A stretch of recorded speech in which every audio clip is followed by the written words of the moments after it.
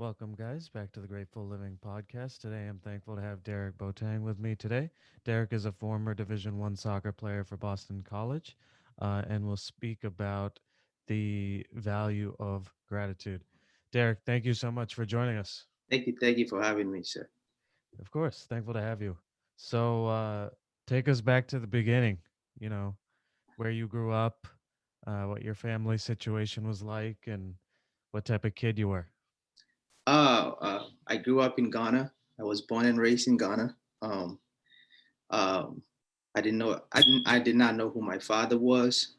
Um, I was raised by my grandmother and my mother, but uh, basically my grandmother raised me, and because my mother was not usually around. But my grandmother was a very religious woman. You know, um, growing up, I never felt included, in a in my household or in my society, because I felt like people judge me based on my mother, you know, and my mother was, she was young, she didn't know any better, so my grandmother took me in her wings and tried to raise me, and I believe she raised me right though. She instilled great values in me, such as being respectful, being grateful all the time, being thankful to God, and fearing God, and always saying yes sir and thank you.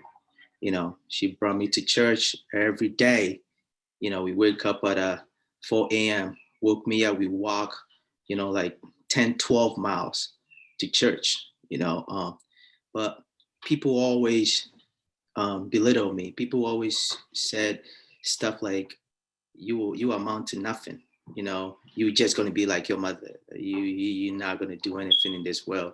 But the one person that always I felt believed in me and instilled great values in me and always motivated me was my grandmother. She always told me how, if I if I'm disciplined and if I fear God and I believe in God, I'm going to become somebody someday, based on being grateful to the man who created me and being thankful every single day and working hard and staying focused and staying out of trouble. So I think it will surprise a lot of people. I've never drank alcohol before. I've never smoked before, because my grandmother told me if I ever touch those two stuff, I will never be successful. So growing up, it was in me that I want to be successful. So those two stuff, even up to date, whenever I see it, that's message still play in my head, that dude, if you touch these stuff, you will not be successful. So that's how I was growing up. Life was extremely tough at some point. But I got opportunity to come to the United States for international children's games, which was held in San Francisco, California. Hmm. So through that and tournament was over, I met my parents, you know. Um, but even before that, I moved from state to state in the United States. Life was extremely tough. Slept in the train station for 2 days. A young boy moved to the United States, didn't know anybody, had no family here. Um, things was extremely tough. The worst thing that ever happened to me, I thought it was the worst thing that ever happened to me, but I feel like now looking back, it was the best thing that ever happened to me. I lived in Kansas and I was treated so badly, extremely badly. And it get to some point, I really want to commit suicide. Life was extremely tough, but with God being so good, um, my parents, I end up in Boston, and my parents got me. Um, What when what age was that? that was the age of, that was 15, 16. Around 15, 16, I moved to Boston. Yeah, it was 15, 16. And life was tough. Went to high school, and, you know, God being so good, I got opportunity to go to Boston College. So that is the beginning of everything. Wait, so up to 15, you were moving from state to state? Yes, moving from state to state, Wow. man. The Bronx to Kansas. It was from California. to the Bronx to Kansas, then Kansas to Maryland, then Maryland to Boston. You know, it was extremely hard, super hard. At some point, I just wanted to give up.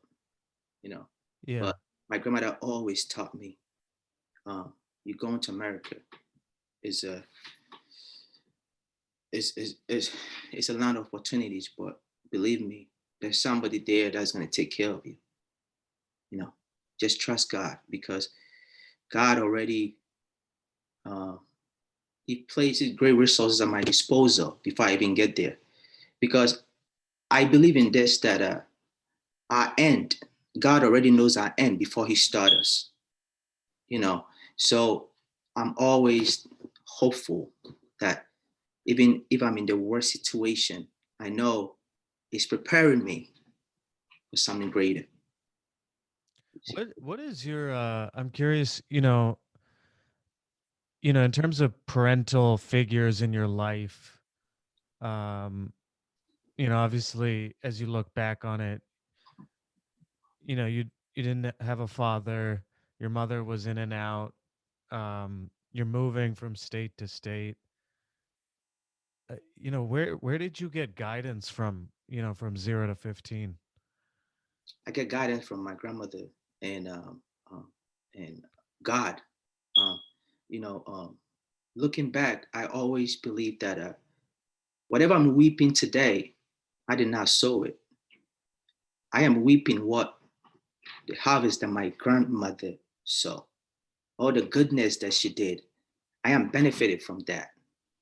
You know, I'm living in the days that she wished she could have lived. You know, so she created a foundation and built a great house that I'm living in that house and I didn't build it. You know, I always believe that some good is going to happen to me because I grew up in a place with no future, no perspective, a sad drift. The only place that I could find joy, protection, happiness was playing soccer. So I slept, I I ate. Everything I did was on the soccer field. That was my only hope because living in Ghana growing up, there was two things for you to become successful. That was becoming a professional soccer player or going to school to become a doctor or a lawyer or whatever. But my passion was playing soccer. And I knew that was the only way that could get me out of poverty. So everything I did was about soccer, you know. And soccer is the one that brought me to the United States. And soccer is the one that got me to Boston. Soccer that got me great opportunities that I never dreamed of. Even though I don't play soccer anymore, but soccer was the start, the beginning of my success. What age did you come to the US from Ghana? 14 years 14. old. Uh I guess for anybody that's, you know, in a similar situation, in those years, 14 to 15 where you're moving state to state, maybe, the person listening is an orphan or they're in foster care. Do you have any pieces of advice for that 14 or 15-year-old kid out there? I always say I was like them at some point.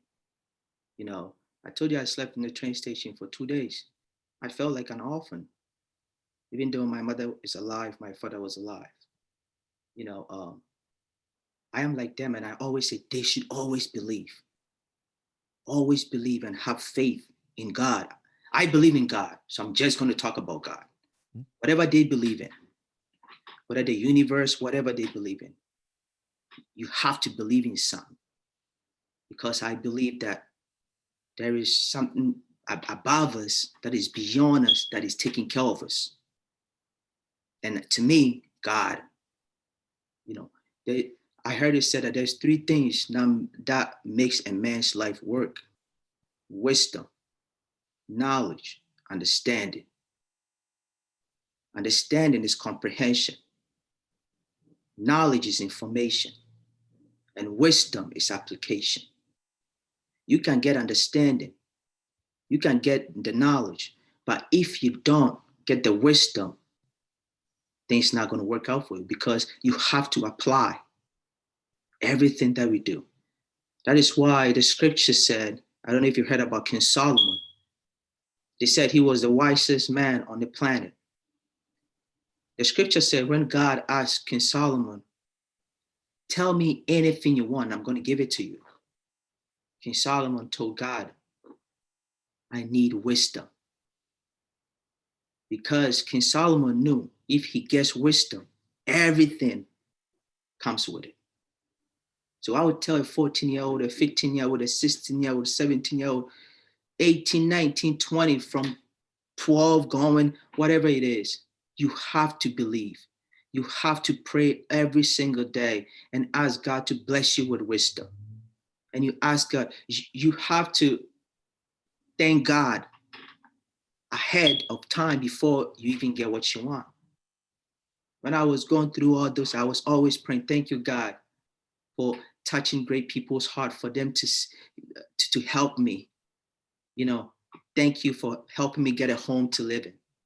Thank you for touching souls and people that will go out of their way to make great sacrifice for me to accomplish my dreams. I still play, I still pray this prayer today. You know, before I even got an opportunity to go to Boston College, I'm like, thank you, God, for allowing me to get accepted into Boston College. And I haven't even stepped foot there. You know, I always thank you, God, for helping me to get this, helping me to get this. Before I even, that thing that I'm asking for even appears, or I even get to where I want to go. Not all the time that it arrives, but I believe in thanking God ahead of time before you get what you want. So every 14-year-old, 15-year-old, 16-year-old, you have to believe that whatever you're going through today is preparing you for what is going to come into your life or what you're going to arrive at tomorrow. Because you have to be prepared. You have to be ready. Else you cannot, you cannot withstand any obstacle or any temptation that comes your way. So everything to me, I believe, is a preparation. Everything, whether good, bad, ugly, is preparing us to get to our destination. That's what I believe. Yeah. I'm curious, moving from Ghana to the US, were there, I mean, I'm sure there were language barriers and things of that nature. Can you talk about that transition? Um, maybe some of the places you lived in, you were, one of the only minorities, maybe. I don't know. But just talk about that transition. Yes, that is so true. Uh, when I came to America, kids, especially at the tournament, kids loved at me because of my accent. Uh, when I lived in the suburbs in Kansas, I could tell you I was the only like black kid over there. You know, uh, people to me, I feel like I'm blessed because people are usually nice to me. People are usually extremely nice to me. The only place I kind of experienced racism or discomfort was on the soccer field. Uh, but outside the soccer field, even when people are racist, they never said it to my face. They probably say behind my back or something. But the language was hard. I had to adjust to learning how to speak the language properly and better. But at the same time, the accent was extremely hard. People always let you know that hey, you have a huge accent. You have it. But if you're not strong within you, it can break you. You know, you can decide to even forget about anything. But I studied every day. I practice every day. Most of my friends, they were already born here. They didn't have an accent. So let's say when I say something that it's not the way it's supposed to be said, they will correct me, and I'll go home and I'll keep saying it every day. Like I will try to add it to my vocabulary. because I've always wanted to be sophisticated. I always want to know what I'm saying, how to say it, and when to say it and pronunciation. I study every day. So that is what helped me, because I didn't want to hear, oh, you have a thick accent. Oh, you see, I just didn't want to hear that anymore. You know, because it was hard. But like I say, God put me through. No, yeah. Did you ever get bullied? Yes, I got bullied. I think I got bullied a lot when I was in Africa. I was a little skinny kid. I got bullied a lot because I remember I used to go out there and I got bullied, and I'll come home and I'll be crying, and I'll tell my grandmother, and she would tell me, then don't go there. Don't go there. So sometimes I'll get bullied, but instead of going home, I'll sit somewhere on the soccer field and talk to myself and be like, one day, if I become older, this person that bullied me, I'm going to pay this person back, because I didn't have a father to go talk to. I didn't have a male figure in my life that I think I could go tell, that this person bullied me. When you are young, you see your fathers as God. They are the men. They are, so it's like when I see other people get bullied, they bring their fathers. I never had that. That's why I used to have so much resentment towards my father. Not anymore though, because now I've come to realize that people cannot give you what they don't have. You see, my father didn't have that fatherly love, though, that kind of stuff. So he couldn't give it to me. So I can't blame my father for not being there when I was young, when I needed my father. I know my father now. I'm cool with my father now. But the relationship is not there, because the time that I needed my father most, he wasn't there for me. The time I loved my mother to death, right? But the relationship is not there. You see, and that is hard. You get to a certain point. My grandmother was my father and my mother at the same time, you know. But my grandmother is a great woman. She never liked conflict. She never liked none of those. So I became my own father and my own mother. So every decision that I think that my father will have to take, I would take it myself. When somebody bullies me, and I'll say to myself, I'm gonna pay him back when I grow up. That is why I always strive for greatness. I was a very I was a very bitter kid growing up. I grew up bitter, because I never felt accepted. I never felt welcomed, you know. But now you can't bully me no more. Yeah. You can't bully me. Yeah. You know, I guess do you want to talk about soccer and where that love came from, and what soccer meant to you um as you got into college? Soccer was God to me. Uh, I didn't see anywhere to prosper in life besides soccer. Soccer was my everything. You know, I knew I could make a change in people's lives. I knew I could influence. I knew I could impact people positively based or through soccer. I know I could play soccer and get to a certain point in my life that I will become a great role model for the kids that are going through the same situation I went through. So I never played with soccer because it was the only way. It was the only way. That was the only place. The soccer field was the only place I could get joy. No, nowhere else. That's why I've never been a party guy. I've never been, people say I'm not outgoing. It's not because of that, because I don't get the joy in those kind of stuff. Those little stuff. The only place to get joy was soccer, and it was the only place that I knew that it could help me become the person I wanted to become. One, become wealthy, to be able to influence, impact the world positively, and be able to go back and tell the man that told me that I was good for nothing. The man that told me that this is the people that say so many bad stuff about me, the people that bullied me, I could go back and tell them, you see, because what you said is not what God said about my life. What you thought about me, what you said over my future, that is not what God said.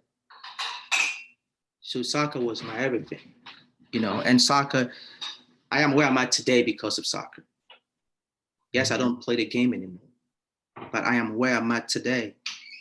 The knowledge I have, the discipline that I have, the gratitude, the gratefulness, everything I have that is positive or good about me is because of soccer. Because I became extremely disciplined. So soccer gave me some unique, and it have made me the man I am today. Yeah. So at 15, you get adopted to a family in Boston. Yes, Talk about that transition. great. Uh, Without my family, I wouldn't be here. I, I I am living the life that I never dreamed of, never ever dreamed of in my life. That's why I say bad environment destroys good destiny. Nothing destroys a greater destiny faster than a bad environment. My destiny would have been destroyed if I've lived in Ghana, no doubt about that. And when I say environment, not just where you live, the people who are around you, the people you surround yourself with. It says, show me your friends and I'll show you your future. My family elevate me. They've brought me from grace to grace, abundance to abundance, glory to glory, and victory to victory. I am living a great life because of my parents here. They changed my life for the better, and I wouldn't trade that for anything on this planet because they have helped me arrive at where God wanted me to arrive. They have helped me acquire great knowledge. They have helped me believe again, trust again. And now I have no doubt in my life that there's so much success ahead of me, all because of my family here. They changed my life for the better. I wouldn't trade my family for anything because they've transformed me from a bitter little kid, a kid that if he had lived in Ghana, his life was gonna be extremely bad. His destiny would have been lost. They took that kid in, they molded me, they nurtured me, and now it's like they planted great seed in me. And now that seed has become I've given forth to a great tree. And that tree is going to give forth to a great fruit. And people are going to eat out of my fruit positively. That is why I feel this deep, deep inside me that it's my responsibility to help other people. That is why I started a foundation called My Promise Foundation. My foundation is going to help widows and orphans because the promise I made to God when times were hard, that if He blessed me, I'm going to be a blessing to other people for His name's sake. Mostly orphans, kids that they don't have their fathers in their lives, kids that don't have their mothers in their lives, kids that have lost hope, just as I did when I moved to the United States, or just as I did when I was in Ghana. It's my responsibility to tell those children that you're not alone. You're not alone. God have a plan for you. God have a purpose for each and every one of us. Else he wouldn't allow us, he wouldn't allow our parents to bring us to this earth. He's not going to leave us behind, my brother. You have a plan for each and every one of us. If you are not living in your dream today, it's because your time hasn't arrived. He's preparing you so that when your time arrives, you'll be ready. You'll be ready. Yeah. That first year, because you have 15 years of, you know, not being able to trust adult figures outside of your grandmother. How was that first year trying to trust, the family, your new parents, the siblings, and I mean, was there a little rough early part and then it got better? Like, how did that work? I have always had trust issues. I don't even trust myself. But trust me, the first year, I still had a little bit of, pushback because I didn't know who to trust. But the love, the care my parents showed me, it made me believe that there are some good people out there. My parents didn't know me. Whatever they're doing for me, they don't have to do for me. They're not doing because they have to. They're doing because they love me and they want my life to be better than theirs. My parents here, I believe wholeheartedly that God is God that chose them to come into my life. I don't believe that if I've ended up in any different household, I don't know what my life would have been like. But ending up in this household, I believe that it's God that orchestrated great things ahead of me. That my parents that I'm living with, they was the people that God wanted them to take care of me. So it was a process. It was a process to start trusting them, to just trusting them. Because everything is about love, bro.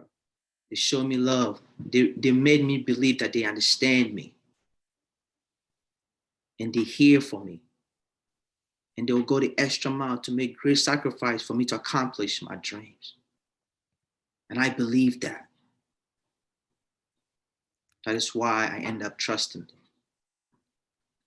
Yeah. Do you have any advice for, because obviously there's just, differences in terms of, you know, obviously they're loving people, but um like for example, as a white father, he can't relate to you, as a black teenager, um from things even as simple as like hairstyle to, things of that nature.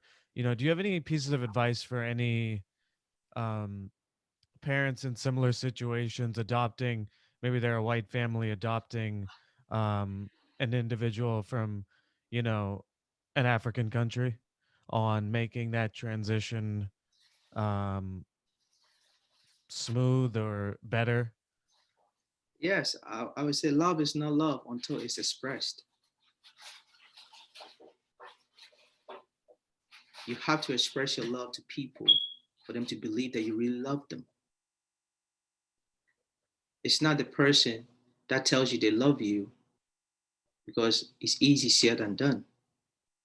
You know, I always tell a white parent or whatever who wants to adopt a kid in Africa, or even a kid comes from Africa to the United States and needs a place to stay. Or I think everybody, and I'll say we're talking about white people, right?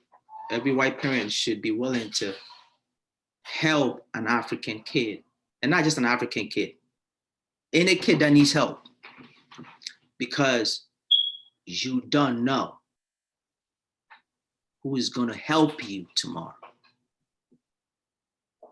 Nobody knows tomorrow. We all need helping hand at some point, but some people need it more than others. So if you have the luxury to help other people, somebody else, do so.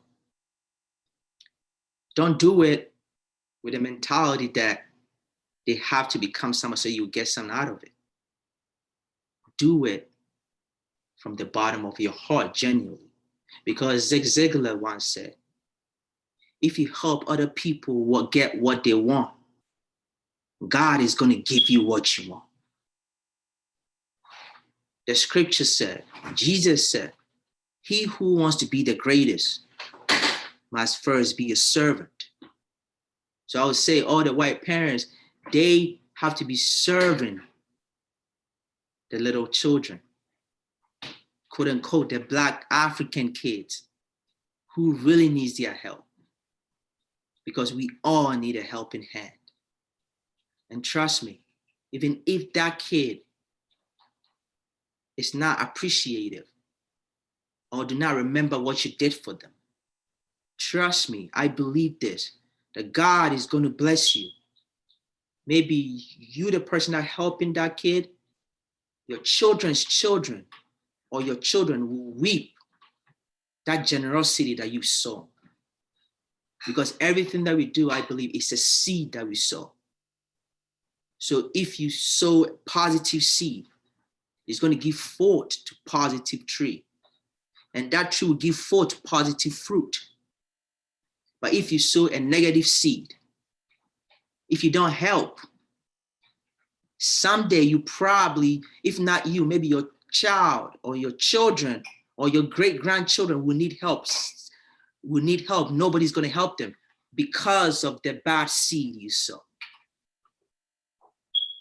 So the choice is ours.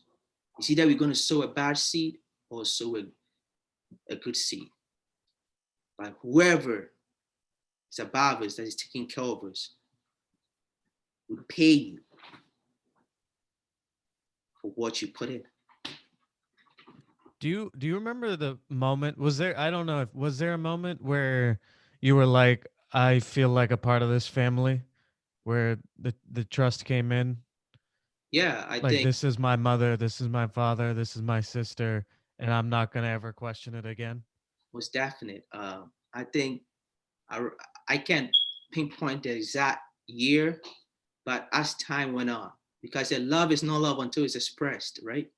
And my parents have expressed so much genuine love.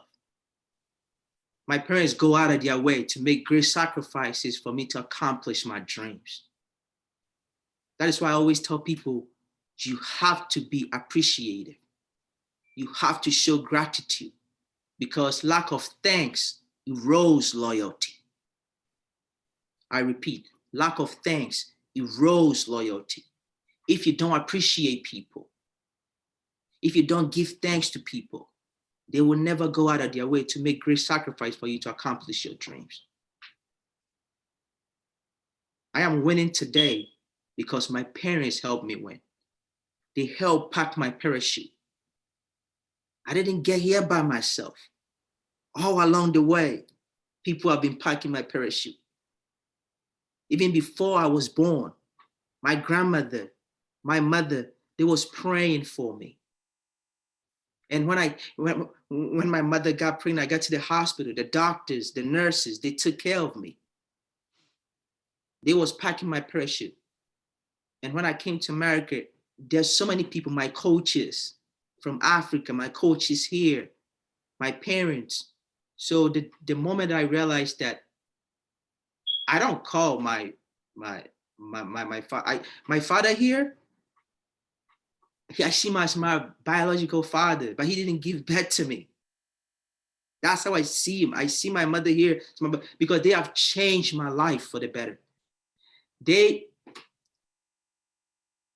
Sorry to say this, but sometimes I said to myself, the love that my parents give me and continue to give me, I don't think even if I was living with my biological parents, they would give me that love. You see, they love me like their own child. And I feel it because they expressed it.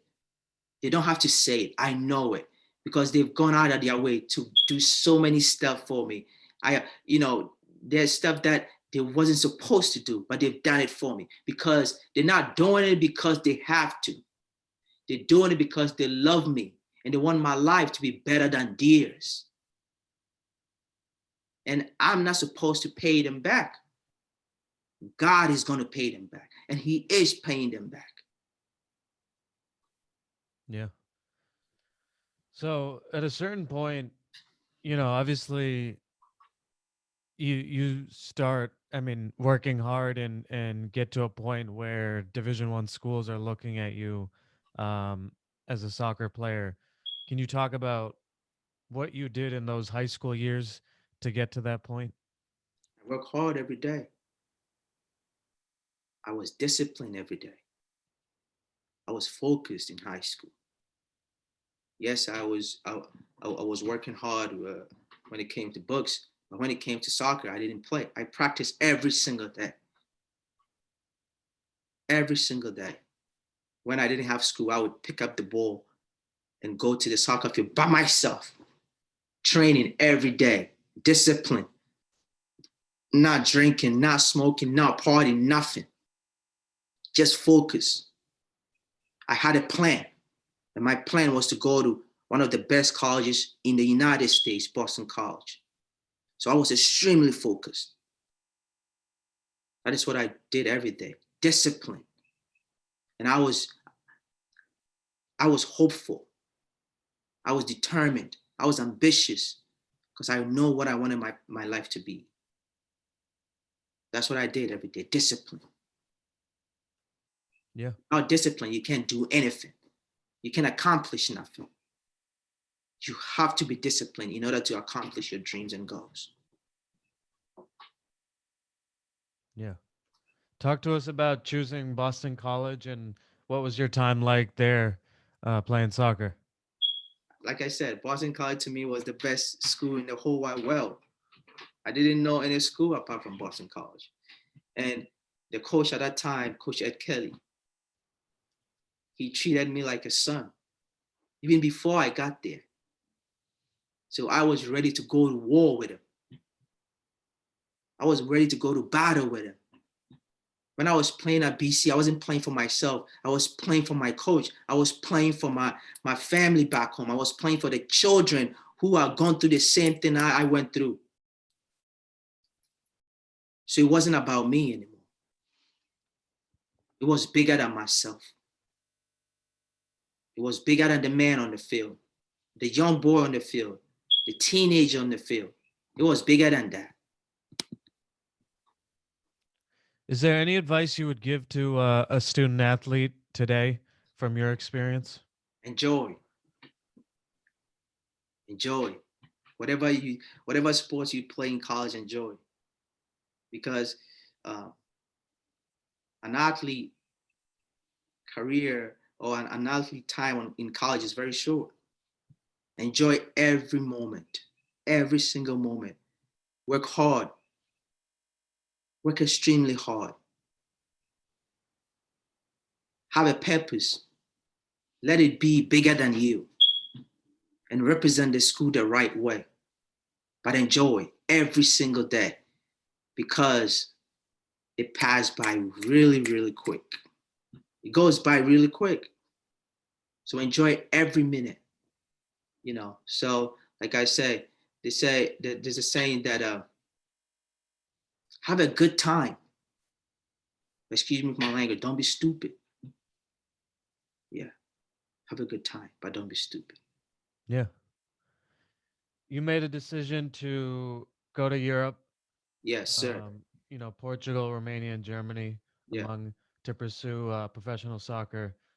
Talk about that experience. I went to. I think going to Europe told me how racism was real. People say there's racism in America. There is, but it's worse in Europe. I've not been to all European countries, but I've been to a couple. But the worst place was Romania. you know, trying to play in Romania. Uh, bro, you pick up this, even practice, and people are booing you. Like, it's just practice. You know, Yeah. you're walking on the street to go eat at a restaurant, and the whole like town bus with a bunch of people will stop and they'll be taking pictures of you whilst you walk,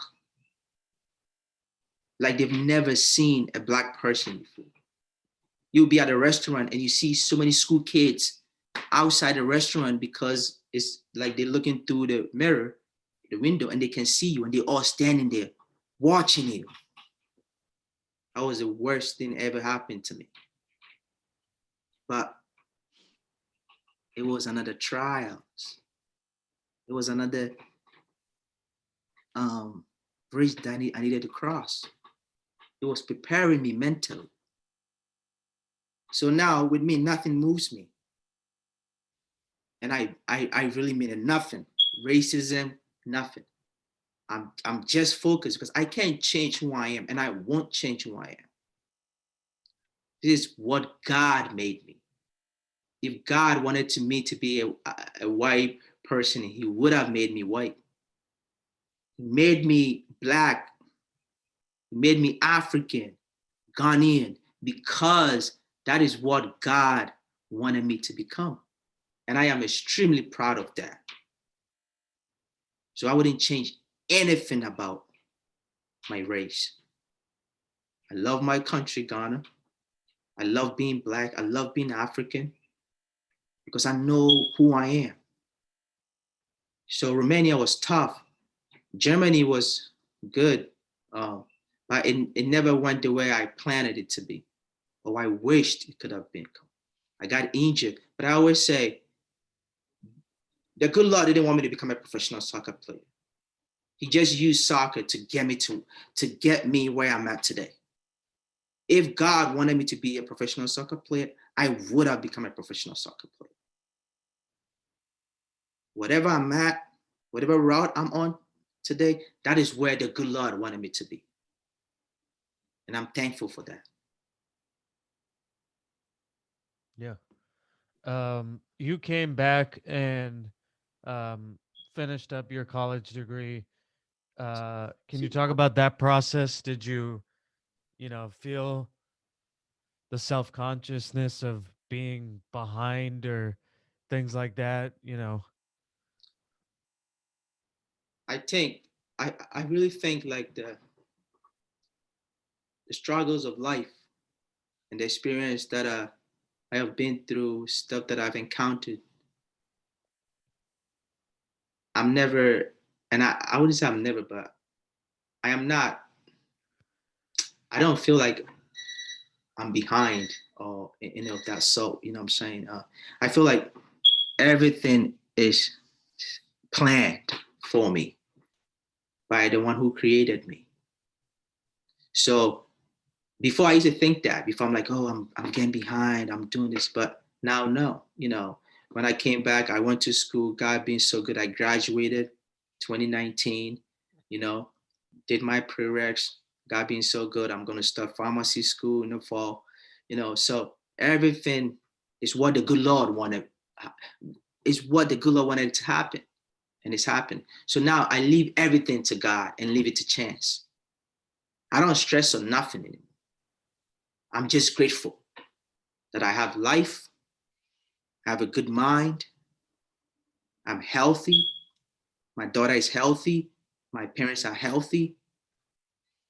That's all that matters to me. Everything else is secondary. I'm grateful for everything, the good, the bad, the ugly. Talk about that. Becoming a father. What was that like? Awesome. I think becoming a father have changed my whole mentality about life. I thought I was ambitious, but after I became a father, if I was ambitious, let's 10%, I'm ambitious 100% now. Everything have elevated. I love my daughter to death. Everything I never got as a kid, everything I never got growing up, the love, everything, I'm gonna give it to my daughter. Everything. My daughter have changed my whole perspective about life. It have changed the whole perspective about myself. My daughter have changed my whole perspective about everything around me. I am more focused now. I'm more ambitious now. I'm more determined now. I'm more patient now. I'm not bitter anymore. So everything that wasn't given me, I'm gonna all the great things in me, I'm gonna project that into my daughter. I'm more loving now. I love my daughter, and I want to become a better person, a better father for her, so that my daughter will not one day say, my father wasn't there for me. My father wasn't there when I needed him.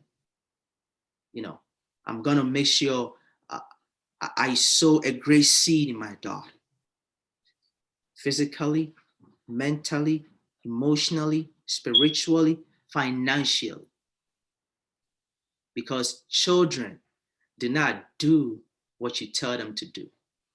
They do what they see you do. So now it's a pressure on me to live a good life, to become a better man, a better person, a better human being, all around. So my daughter can experience that, and so she can live a better life based on how her father lived. So my daughter, she changed my whole life, 360. I want more now. I've always wanted more, but I want more now. I want to become somebody, and I'm going to become somebody. Before it was for myself, but right now it's bigger than me. It's bigger than me. Yeah. Do you want to obviously I don't know your relationship status, but you have any uh relationship advice at all? Yeah, I'm not.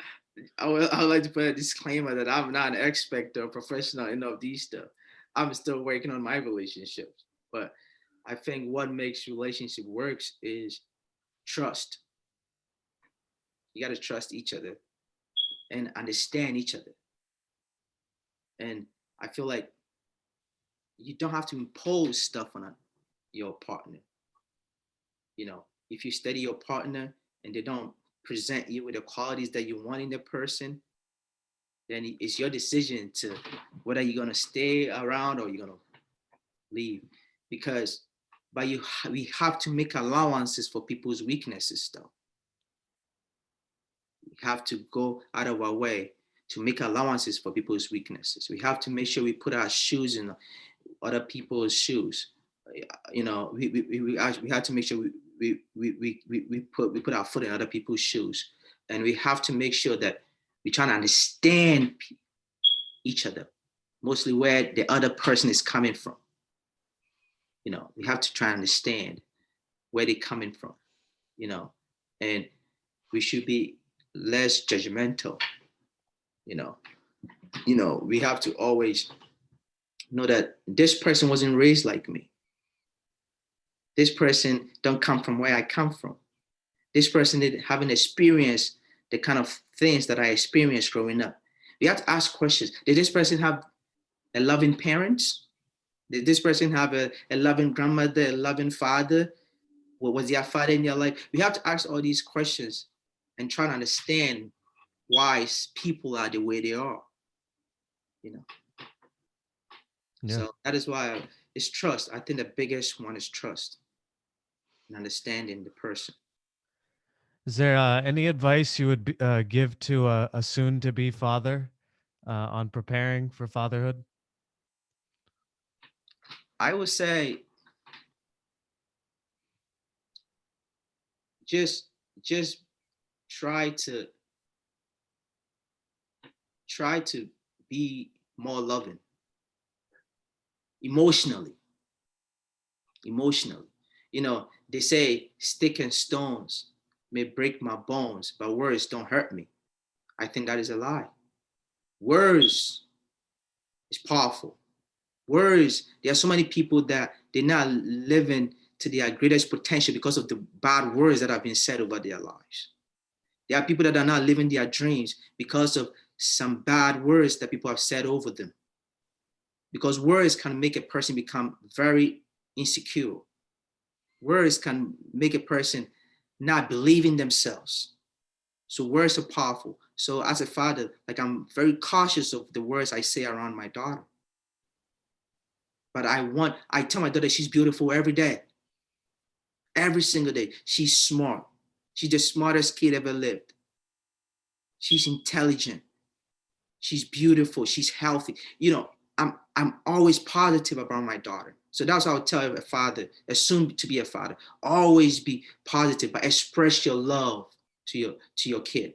Let your kid know that even if the whole world turns their back on them, you gonna be there. They can trust you. But you have to raise your kid the way you want. I'm gonna raise mine the way I want. So that when I'm not here, she can take care of herself. But mostly the words that comes out of our mouth around our children, we should pay attention to it. This might be a tough question, but throughout this interview, um, you've talked about your faith in God being a reason that you've gone through and been able to get through a lot of your traumas. I'm curious, have you ever been tested with your faith? Have you ever questioned it? Yes, I have. Uh, like I said, when I slept in the train station for 2 days, because my grandmother always told me God loves me and He brought me to this world for a purpose, and God will never let me suffer. But I was there suffering. I couldn't find a place to live. My grandmother told me God is always there for me. So I'm trying to question myself, if God is there, why am I going through this? Then I come now I answer, you're going through it because He's preparing you for something greater.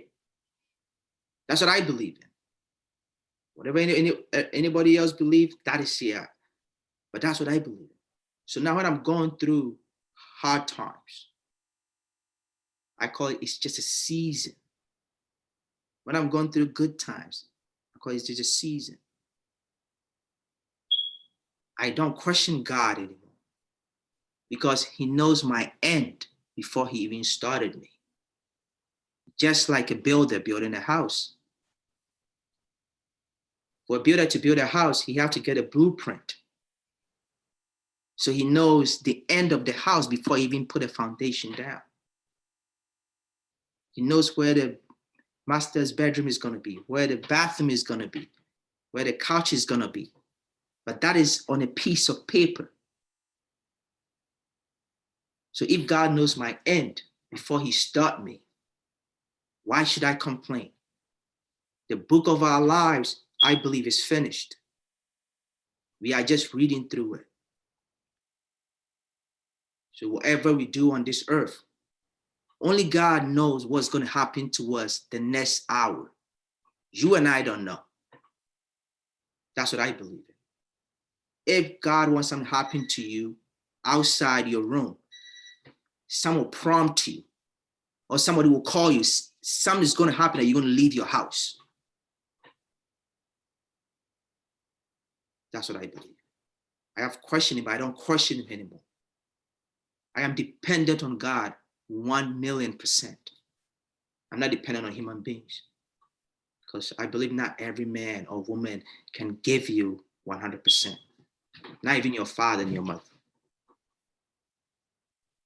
Yeah. Derek, we talked about a good amount. Was there something that you wanted to talk about that we didn't? I just, not really, but I just want to tell any kid or any adult that have lost hope, that there is light at the end of the tunnel. Whatever you believe in, at least you woke up in the morning. Be excited about that. Be excited about seeing another day. Be excited about being healthy, because there are people that have millions of dollars in their bank account, but they can't get up to lift a hand to even drink water, pick up a glass of water and drink it. When you go to your bank account, you have millions and millions of dollars. So we got to be grateful about life in general.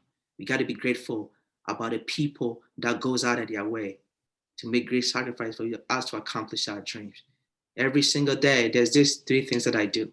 Whenever I wake up in the morning, I don't touch my phone for 30 minutes. I don't touch it. I pray to God. I thank him for my life, my daughter's life, my parents' life. I thank God that I have a job. And I thank God that I have a good mind. Then I meditate. Then I start my day. So I think people should start learning how to be grateful and appreciative to the people that are helping them accomplish their dream. But most importantly, the one that takes care of them when they are asleep. Whether it's nature, whether it's Allah, whether it's Buddha, whatever. To me, it's God. You got to be grateful. Yeah. And you're starting a channel called Dialogues with Derrick, right? I love you, Derrick. Yeah. Can you tell people what they can expect from that? Dialogues with Derrick is going to inspire, motivate, empower, uplift, inform my generation and the next, those who are coming for me, that we hold the keys to our own destiny and we will succeed if we are truly ready to accept change and commit to growth. Not interested in growth, but committed. Because when you are committed, no matter what, you're going to do it. Because my teacher once told me, collective intelligence is so much more powerful. That's why I want us all to have a dialogue. We talk about our experiences in life. We share stories just to impact, influence, give hope to the hopeless, joy to the sad, dream to the non-dreamer. You know, just help other people who needs our help based on our voice. That is all that is about. Because I believe it's my responsibility to use my voice to give hope to the hopeless and joy to the sad. Because I've been there. They say you have to live in it to know how it is.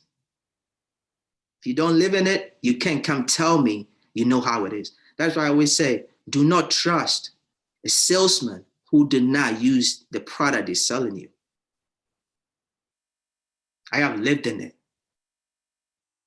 I know how it feels.